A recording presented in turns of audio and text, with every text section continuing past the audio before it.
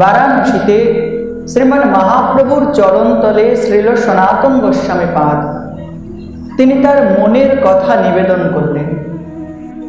শ্রীল গোস্বামী পাদ প্রশ্ন করলেন মহাপ্রভুর কাছে জানবার জন্য, কে আমি, কেন মোরে জালে তাপত্রয়, ইহা নাহি জানি আমি, কেমনে হিত হয়। শ্রীল সনাতন গোস্বামী পাদ মহাপ্রভুর কাছে জিজ্ঞাসা করলেন, হে প্রভু, কে আমি? প্রথম প্রশ্ন, আমি কে? কেনে মোরে জালে তাপত্রয়? দ্বিতীয় প্রশ্ন, আমাকে কেন তাপত্রয় সদা সর্বদা দুঃখ দিচ্ছে? আর কোন প্রকারে হিত হয়, কল্যাণ হয়? এই তিনটে প্রশ্ন করলেন শ্রীমান মহাপ্রভুর চরণে। মহাপ্রভু সনাতন গোস্বামীর এই কথা শ্রবণ করে মহাপ্রভু উত্তর প্রদান করছেন।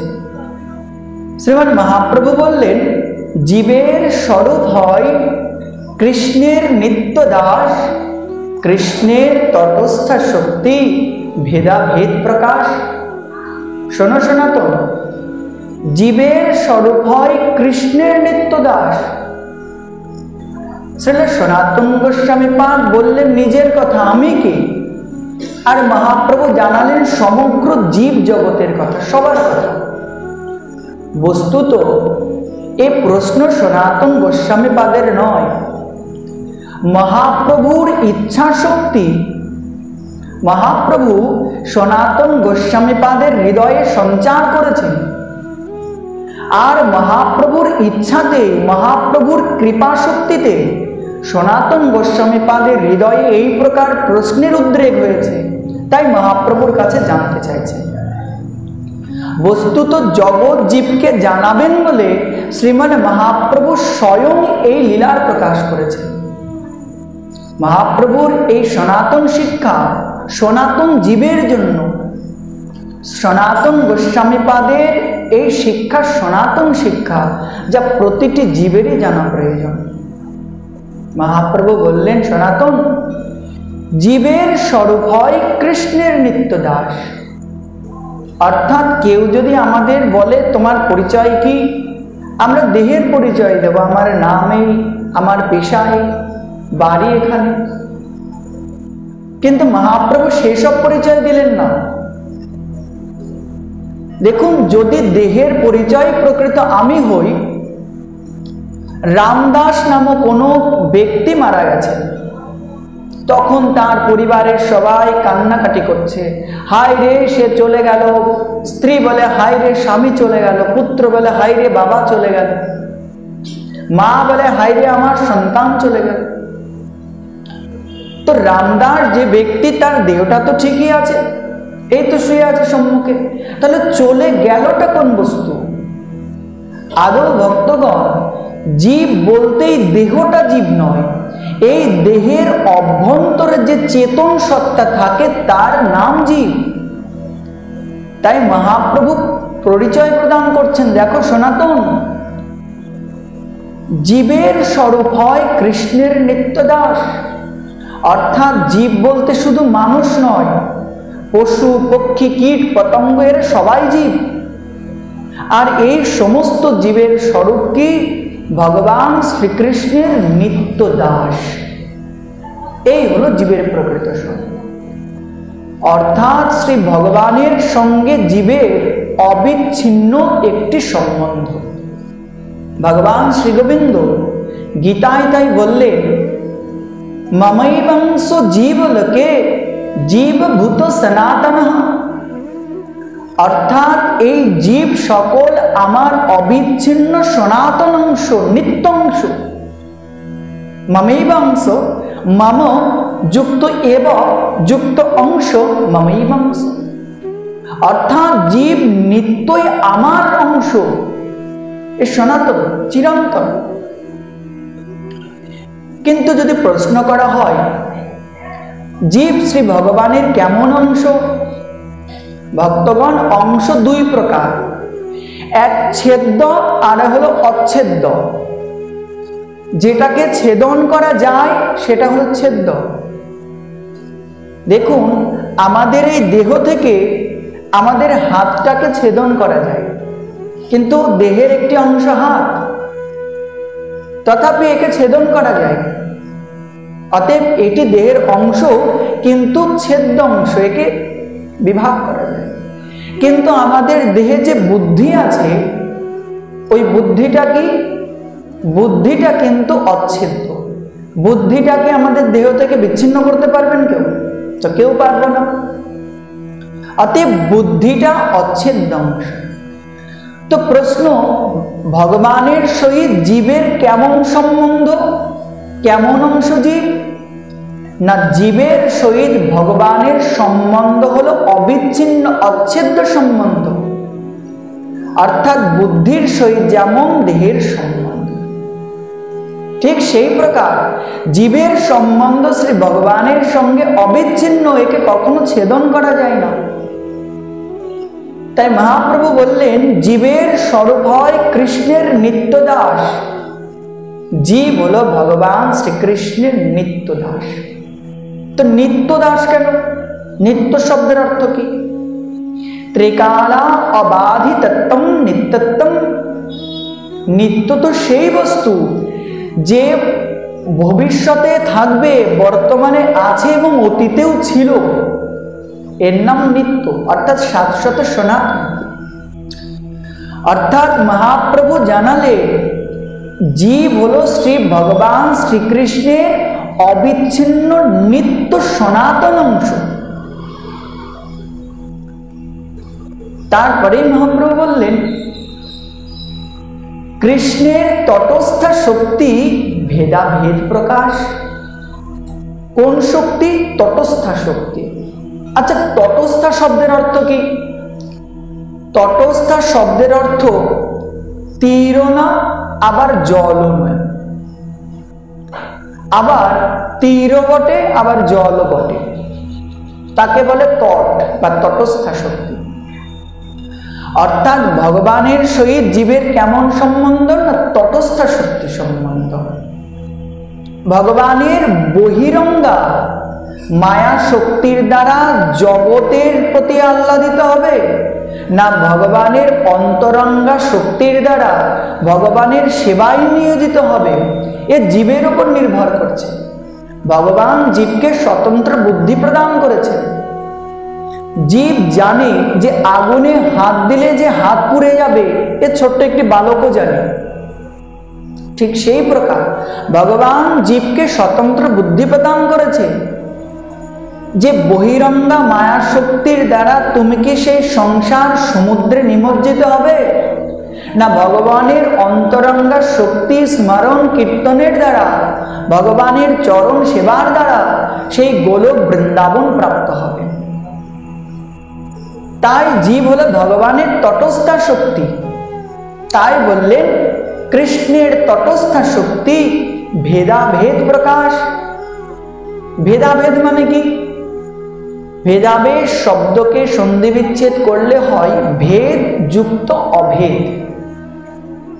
ভেদাভেদ অর্থাৎ ভগবানের সহিত জীবের একটা ভেদ আছে, আবার একটা অভেদও আছে।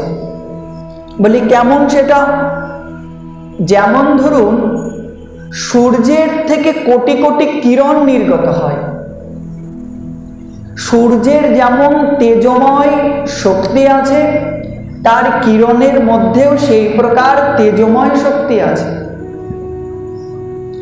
তাই সূর্য এবং তার কিরণ উভয়ের মধ্যে অভেদ তত্ত্ব, কোনো ভেদ নেই, কারণ উভয়ের মধ্যেই তেজময় শক্তি আছে। আবার সূর্য আকৃতিতে অনেক বড়, কিন্তু তার কিরণ আকৃতিতে অতীব ক্ষুদ্র। কখনো এই কিরণ কোনো বৃক্ষ ছায়া আদিতে আটকে যেতে পারে, কিন্তু সূর্যকে কোনো ছায়া আটকাতে পারে না। অর্থাৎ এই দিক থেকে সূর্য আর সূর্য কিরণের ভেদ। ঠিক সেই প্রকার জীবের সঙ্গে শ্রী ভগবানের একটি ভেদ আছে আর একটি অভেদ আছে। কেমন সেটি? জীব ভগবান শ্রী গোবিন্দের অংশ, ভগবান যেমন শাশ্বত চিন্ময়, ভগবানের থেকে সৃষ্ট এই কোটি কোটি জীবও সেই প্রকার শাশ্বত এবং চিন্ময় বস্তু। এদিক থেকে বিচার করলে জীব আর শ্রী ভগবান উভয় হলেন অভেদ, কোনো ভেদ নেই। ভেদ কোথায়? ভগবান শ্রীকৃষ্ণ পরব্রহ্ম, তিনি বিভূতত্ত্ব, বৃহৎ তত্ত্ব, জীব হল অনুতত্ত্ব বা ক্ষুদ্র তত্ত্ব। ভগবান কোটি কোটি জীব হতে পারেন, জীবাত্মা হতে পারেন, কিন্তু জীবাত্মা কখনো পরমাত্মা ভগবান হতে পারেন না। ঠিক যেই প্রকারে সূর্যের কিরণ যে প্রকারে সূর্য হতে পারে না, কিন্তু সূর্য কোটি কোটি কিরণে বিভক্ত হতে পারে, ঠিক এই প্রকারে জীবের সঙ্গে শ্রী ভগবানের হলো ভেদ তত্ত্ব। তাই মহাপ্রভু বললেন ভেদাভেদ প্রকাশ, জীবের সঙ্গে শ্রী ভগবানের একটি ভেদ আছে আর একটি অভেদ আছে। শ্রীমান মহাপ্রভু সনাতন গোস্বামী পাদের প্রথম প্রশ্নের উত্তর দিলেন, কে আমি? এবার মহাপ্রভু দ্বিতীয় প্রশ্নের উত্তর দিচ্ছেন। দ্বিতীয় প্রশ্ন কি? কেন মোরে যারে তাপত্রয়? হে প্রভু, কেন আমাকে তাপত্রয় এত কষ্ট দিচ্ছে? তাপ মানে কি? তাপ মানে দুঃখ, আর ত্রয় শব্দের অর্থ তিন। তাপত্রয় শব্দের অর্থ তিন প্রকার দুঃখ। কি কি? আধ্যাত্মিক, আধিদৈবিক, আধিভৌতিক। এই আধ্যাত্মিক তাপ দুই প্রকার, শারীরিক আর মানসিক। শারীরিক তাপ কাকে বলে? বাত, পিত্ত, কফ আদির দ্বারা আমাদের দেহেতে আমরা যে পীড়া অনুভব করি, দুঃখ অনুভব করি, রোগ ব্যাধি, সেগুলি হলো আধ্যাত্মিক শারীরিক তাপ। আর আধ্যাত্মিক মানসিক তাপ কাকে বলে? কাম, ক্রোধ, লোভ, মোহ ইত্যাদির দ্বারা মনে যে দুঃখ আসে, মনে যে বেদনা আসে, তার নাম মানসিক আধ্যাত্মিক তাপ। আধিভৌতিক, আধিভৌতিক তাপ কাকে বলে? পশু, পক্ষী, সরীসৃপ ইত্যাদির দ্বারা যদি জীব পীড়াগ্রস্ত হয়, দুঃখপ্রাপ্ত হয়, তখন তাকে বলে হয় আধিভৌতিক তাপ। বাকি থাকলো আধিদৈবিক। দৈব যোগে যেটা হয় দেবতাদের দ্বারা, হঠাৎ ঝড় বৃষ্টি, উল্কাপাত, বজ্রপাত ইত্যাদি ইত্যাদির দ্বারা জীব যে পীড়া বা দুঃখ লাভ করে, তার নাম হলো আধিদৈবিক তাপ। তাই সনাতন গোস্বামী পাদ মহাপ্রভুকে বললেন, প্রভু এই যে তিন প্রকার তাপ, এই তিন প্রকার তাপ কেন আমাকে দগ্ধ করে, কেন আমাকে এত পীড়া দেয়, দুঃখ দেয়? মহাপ্রভু এই প্রশ্নের উত্তর প্রদান করলেন। কৃষ্ণ বলি সেই জীব অনাদি বহির্মুখ, অতএব মায়া তারে দেয় সংসার আদি দুঃখ। কৃষ্ণ বলি সেই জীব অনাদি বহির্মুখ, যে ব্যক্তি বা যে জীব ভগবান শ্রীকৃষ্ণকে ভুলে আছে অনাদিকাল থেকে, ভগবানের থেকে সে বহির্মুখ আছে, তার কারণে সে এই প্রকার দুঃখ লাভ করে। অর্থাৎ দুঃখের মূল হেতু শ্রী ভগবানকে ভুলে থাকা।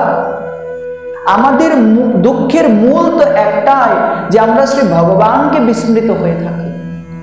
যদি জীব ভগবানকে বিস্মৃত না হয়, তবে তার দুঃখ দূরে পালায়। ভগবান স্বয়ং সুখময়, যখন সে ভগবানের সেবা হয়, তার কাছে দুঃখ থাকতে পারে না।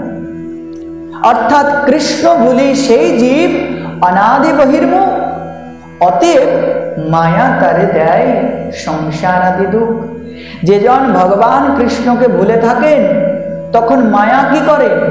মায়া তো দুই প্রকার, এক যোগ মায়া, দুই মহামায়া। যারা শ্রী ভগবানের সেবা করেন না, মহামায়া তাদের কি করে? এই সংসারে বিভিন্ন প্রকার দুঃখ দেয়। কোন কোন দুঃখ? এই যে আধ্যাত্মিক, আধিদৈবিক, আধিভৌতিক আদি, এই প্রকার তিন প্রকার দুঃখ প্রদান করে মায়া। যারা কৃষ্ণ ভজন করেন। পরেক্ষণেই মহাপ্রভু বললেন, কভু স্বর্গে উঠায়, কভু নরকে ডুবায়, দণ্ড জনে রাজা যেন নদীতে চুবায়। কভু স্বর্গে উঠায়, এ কি করে? এই মায়া কখনো বা তাকে স্বর্গে উঠায়, আবার কখনো বা নরকে ডুবায়। স্বর্গে উঠলে যে সে সব পার পেয়ে গেল তা নয়। ক্ষীণে পুণ্যে মর্ত্যলোকং বিশন্তি। গীতায় শ্রী ভগবান বললেন, স্বর্গে তো ততক্ষণ থাকতে পারে যতক্ষণ তার পুঁজি থাকে, যতক্ষণ তার পুণ্য সঞ্চয় থাকে। পুণ্য শেষ তো আবার মর্ত্যলোকে আসো, আবার পুণ্য সঞ্চয় করো। ক্ষীণে পুণ্যে মর্ত্যলোকং বিশন্তি, আবার মর্ত্যলোকে আসতে পারে। অর্থাৎ মায়া কি করে? মায়া দেখেন, যেজন হরি ভজন করে না তাকে স্বর্গে উঠায়, কখনো বা নরকে ডুবে শাস্তি প্রদান করে।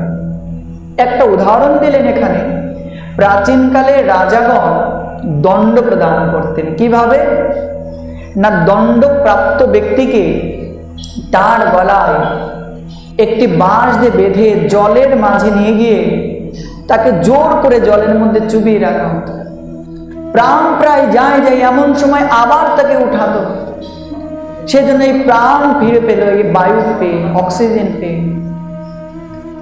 এই প্রকারে সে যখন উপরে ওঠে সে তো মনে করে হাই রে আমি বেঁচে গেলাম, আবার যখন জলে চুবিয়ে ধরে সে তো মনে করে হাই রে আমি মরলাম। ওপরে যখন ওঠাচ্ছে তখন যেন স্বর্গের অনুভব, নিচে যখন জলে ডোবাচ্ছে তখন যেন নরকের অনুভব।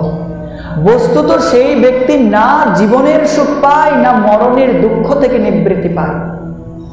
এই মায়ার দ্বারা যে ব্যক্তি হরি ভজন করে না, শ্রী ভগবান এই প্রকার তাকে শাস্তি প্রদান করেন। বলে কি শাস্তি? কখনো কর্মগুণে তাকে উপরে তোলে স্বর্গে, আবার তাকে মর্তে তাকে নরকে ডুবায়। তাই মহাপ্রভু দ্বিতীয় প্রশ্নের উত্তর দিলেন যে জীব কেন দুঃখ পায়, তার প্রধান কারণটা হলো এই মায়া নামক পিশাচির কবলে পড়া। আর মায়া পিশাচির কবলে জীব কেন পড়ে? যদি সে কৃষ্ণ বহির্মুখ হয় তখন পড়ে। শ্রীল সনাতন গোস্বামী পাদের তৃতীয় প্রশ্ন, কেমনে হিত হয়, অর্থাৎ কি প্রকারে আমার কল্যাণ হবে, হিত হবে? মহাপ্রভু বললেন, সাধু শাস্ত্র কৃপায় যদি কৃষ্ণোন্মুখ হয়, সেই জীব নিস্তরে মায়া তাহার ছাড়ায়।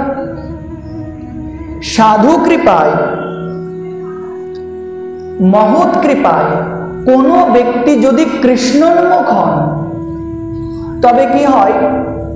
মায়া তার থেকে দূরে পালায়। দেখুন ভক্তগণ, একটা মালাতে যেমন বহু ফুল থাকে, কিন্তু ভেতরে সুতো থাকার জন্য সবগুলো কিন্তু একটা মালা রূপে গ্রথিত হয়ে থাকে একসাথে। ঠিক সেই প্রকার মহাপ্রভু পূর্বে যা বললেন তার সঙ্গে এই প্রসঙ্গের লিঙ্ক আছে, সংযোগ আছে। মহাপ্রভু পূর্বে বললেন জীবের দুঃখের কারণ কৃষ্ণ বিমুখতা, আর কৃষ্ণ বিমুখতা হলেই মায়া পিশাচি তাকে ধরে। আর মহাপ্রভু এখানে তাই বলছেন, হিত কি করে হয়, কল্যাণ কি করে হয়? যদি জীব কোনো প্রকারে সাধু কৃপায়, শাস্ত্র কৃপায় কৃষ্ণ উন্মুখ হতে পারে, অর্থাৎ শ্রী ভগবানের সেবা উন্মুখ হয়, সেবার ইচ্ছা প্রকাশ হয়, যদি কোনো প্রকারে কৃষ্ণ উন্মুখ হয় তবে জীব কি হয়? তখন তাকে কি হয়? সেই জীব নিস্তরে মায়া তাহার ছাড়ায়। সেই জীব নিস্তার প্রাপ্ত হয়, মায়া তার থেকে দূরে ভরে পালিয়ে চলে যায়। শ্রী ভগবান গীতায় তাই বললেন, দৈবী হেষা গুণময়ী মম মায়া দুরত্তয়া মামেব ये प्रपद्यन्ते মায়ামেতং তরন্তি তে। দৈবী হেষা গুণময়ী, এই দৈবী মায়াকে জয় করা বড় কঠিন অর্জুন। এ ত্রিগুণাত্মিকা মায়া। কিন্তু কোন ব্যক্তি যদি মামেব ये प्रपद्यन्ते, কোনো ব্যক্তি যদি আমার চরণে প্রপন্ন স্বীকার করে, আমার শরণাগত হয়, মায়া মেতং তরন্তিতে, সেই ব্যক্তির মায়া তো ভয়ে ছুটে চলে যায়। ভক্তগণ, যেখানে মায়াধীশ ভগবান থাকেন সেখানে কদাপি মায়া থাকতে পারে না।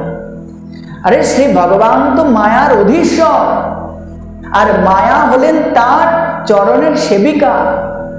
তার মায়া দেখে যেখানে স্বয়ং তার প্রভু বিরাজমান, যে হৃদয়ে শ্রী ভগবানের সেবা হয়, যে হৃদয়ে কৃষ্ণ স্মরণ কীর্তন হয়, মায়া সেখান থেকে ভয়ে পালিয়ে চলে যায়।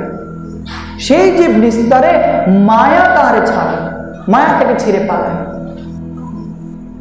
অতএব শ্রীল সনাতন গোস্বামী পাদের প্রশ্ন, কে আমি কেনে আমায় যারে তাপত্রয়, ইহা নাহি জানি আমি কেমনে হিত হয়।